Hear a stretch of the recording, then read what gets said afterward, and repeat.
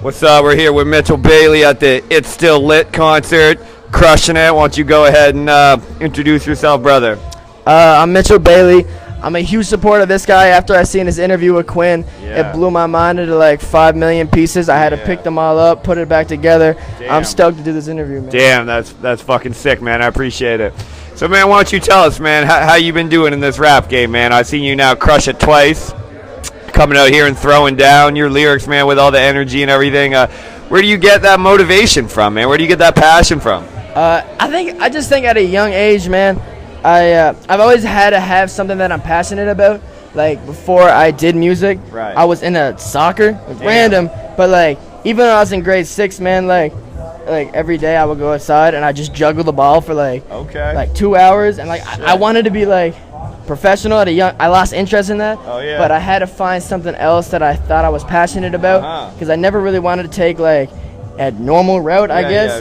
Fuck, the normal does not seem to work, does it? I don't know, man. I don't think so. But not for me anyway. Right now, not for me. So I always had like an entrepreneurial mind state. But right off the bat, it was like the art form. I always loved hip hop music and music in general. Like, I'm obsessed with music. So I got into writing my own music because I was the kind of person, if I was interested in something, I want to try to do it.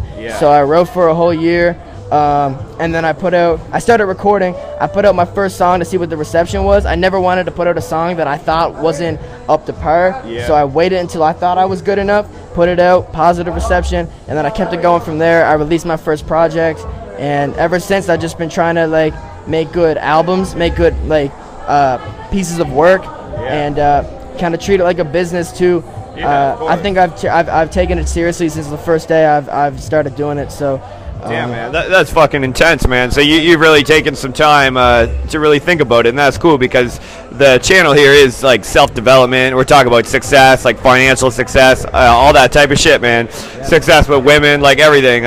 What do you want to chuck down on a topic? How about women, man? How do you feel about that? How do you keep successful? How do you keep that from interfering with your drive to do what's important with you? Women? Yeah, I enjoy women. Yeah. And how do you like maintain your focus in like on your career and in life and on your music and stuff without getting distracted by all that? Well, I feel like there's always a time and place for things. And I treat anything like aside from music when I'm working at it as inspiration to my music. Oh, cool, man. So like, if I feel like I'm working myself too hard, then I gotta go out and live a bit, and then I bring that back and make it productive. So it's all experience, man. Women, life, anything, like parties, whatever. Like, I'll translate that into music somehow. So, yeah, man. That's fucking sick, bro. Man, all right. And sometimes, we like to get off topic on the fucking podcast, man, and throw down crazy, out of control topics. Like, what do you think, even, man, about society, bro? Because we often, fucking rag on mainstream society that it's, like, I don't know. I was never going to be a fucking banker. Do you know what I mean? Like, and you're kind of going that route too. Like, you're not doing something that's average. You want this to be like, you want to make it somewhere with this, don't you? Yeah, man, definitely. What would you consider mainstream society? Like, that's a good question, man.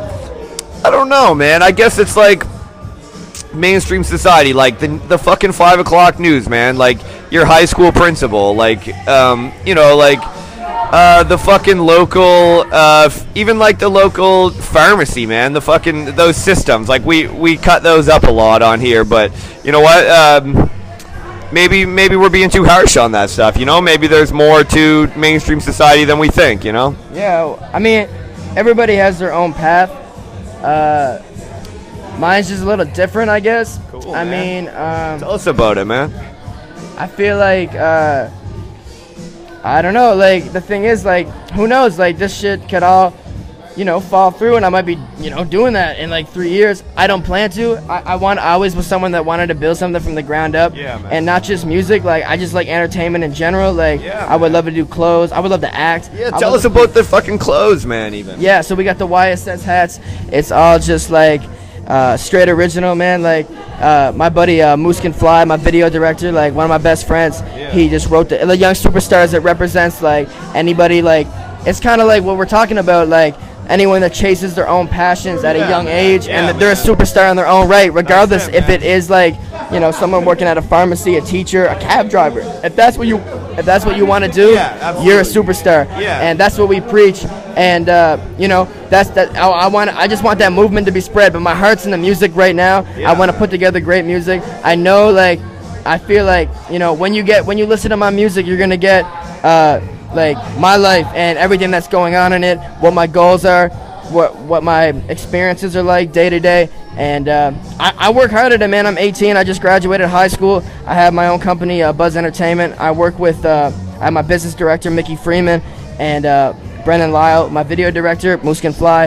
And we all just collectively work together, man, to make sure that we can make this stuff happen. Like, for example, when I was down in Texas, I performed in front of this crowd, and then afterwards I met up with this girl, and you know, we exchanged. She liked my performance, and we exchanged contact info.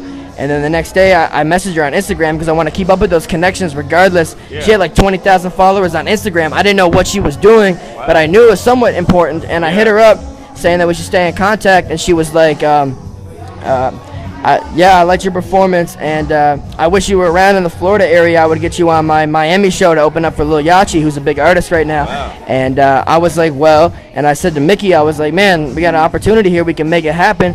And next month we're going down to Miami to play the show. So, you know, it's a global mindset, but like we're really taking it seriously because we want to make it happen at a young age. I feel like that's the prime. So. Wow, yeah. Man, that's intense, bro. You know, you really got it kind of going on, and you're only 18, dude. You got a lot of fucking, you know, you got a lot ahead of you, man. But already, like, even just going down to Texas, you say, going down to Miami, meeting, like, networking with these people, like, this is really big shit, man. And it's fucking cool to see somebody, you know what I mean? Somebody from the Maritimes, just, you know, especially Nova Scotia, stepping it up and kind of like exporting the vibe that we have to offer, you know? Yeah, man. Definitely. I mean, I respect every artist. I think if you're expressing yourself in some shape or form, that's awesome. That's wicked, and man. I just really want to make sure that I can make a living off of it too. Totally, man. And I feel like it's definitely changed my perspective, like since Texas and even graduating high school, making this my main focus. Like the art comes first, but now I need to make it profitable. And that's the whole point of having a company. Yeah, man. And like I just feel like that is the step right now, and I have all the plans in place. And where I'm at right now is exactly where I wanted to be at this point. Last year, when I thought of where I would be next year, I used to always say, man, like by June we're going to Miami. And now it's happening, so like. Damn, bro, that is sick, man. So you're almost like visualizing what you expect to happen, and then next thing you know, boom, that shit manifests itself up there. Fuck, man. All right, dude. Well, we'll wrap up here in a couple minutes, but why don't we, why don't you throw your opinion on like law of attraction, man? Do you know anything about that? Like keeping a positive mindset and that type of shit. Do you kind of adhere to that stuff at all? Yeah, man. I read this book. I kind of got into reading books like 2 or 3 years ago, like around 2014 when I really started taking this seriously. Yeah. When I was going into 12th grade. Yeah. And I read this book called Think and Grow Rich. Oh, fuck yeah. Napoleon Hill, Think and Grow Rich. That's what really brought me into this whole law of attraction stuff. Shit. And you know how in that book they talk about like there's a hidden secret in the whole thing to how to become rich, like financially, mentally, everything. And it's the fact that you can just think something and you could bring it to life. Yes, I mean, the thing is, man, if you focus on something 24/7 and you make that your life, how the hell are you not going to achieve that? How are you? If I go to the studio every day and I record and I'm working on perfecting these songs and I'm playing shows and I'm doing interviews, performing, and like making sure this is my #1 priority. How the hell am I not going to get anywhere with it?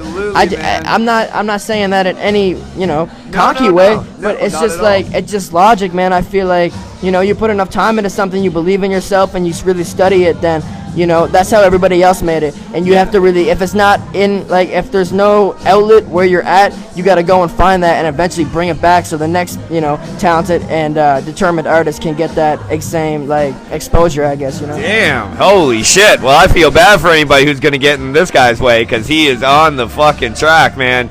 The minute he read Napoleon Hill, Think and Grow Rich, that book changed a lot of lives, man. Fucking legend. All right, brother, and let's fly way off the radar. And why don't you tell me what you think about fucking alternate dimensions, man?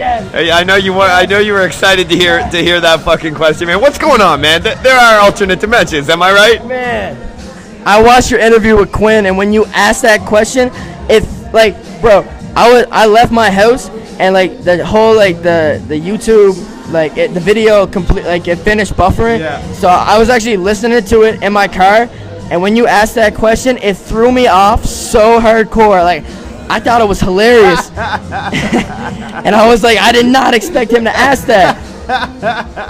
And I was like, holy fucking sick, shit, man, dude. And yeah, man, duh, like we live on a planet, and there's like, man, how the hell could we be the only species? Absolutely. That doesn't make any sense to me. Of course, I'm trying to do a show on Mars like in a couple of years. Fucking A, man. Blast off, brother. All right, man. Well, thank you, Mitchell, so much, fam, for coming on and for coming down and doing this show tonight, bro. Why don't you throw down your information here, your Twitter, your Facebook, whatever you want. At Mitchel Bailey 7 on Instagram, Twitter, Snapchat, and just add me on Facebook, Mitchel Bailey, and YouTube.com/Buds Entertainment. And yeah, that's everything, man. I'm gonna go probably perform another song right now just because I feel like it. So. All right, brother. Thank you so much, man, and have a good rest of your night, bro. Thank you, man. I appreciate that. All right. Thank you so much.